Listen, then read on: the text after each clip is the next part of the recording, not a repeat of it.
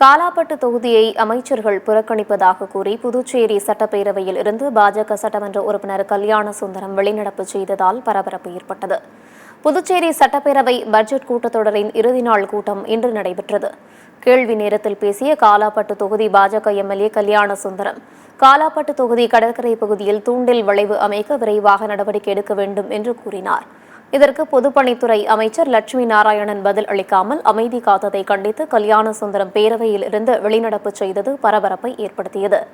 தொடர்ந்து செய்தியாளர்களை சந்தித்த அவர், கடல் அரிப்பால் காலாப்பட்டு தொகுதியில் உள்ள கடற்கரை கிராமங்கள் பெருமளவு சேதமடைந்து அழிவை சந்தித்து வருவதாக கூறினார்.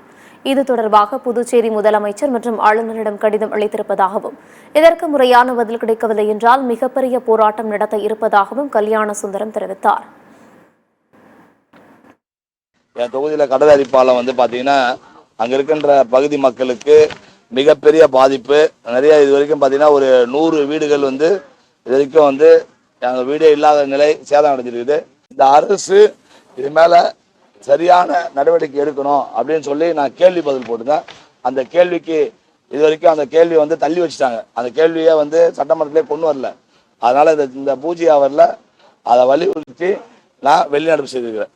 அதாவது எங்கள் மக்களுக்கு அதை விரைவாக செஞ்சு கொடுக்கலன்னு சொன்னால் நிச்சயமாக என் தொகுதி மக்களோடு இது கூட்டணி அரசாக இருந்தாலும் சரி, இந்த அரசு எதிர்த்து மிகப்பெரிய மக்களை திரட்டி மிகப்பெரிய போராட்டம் பண்ணுவேன்.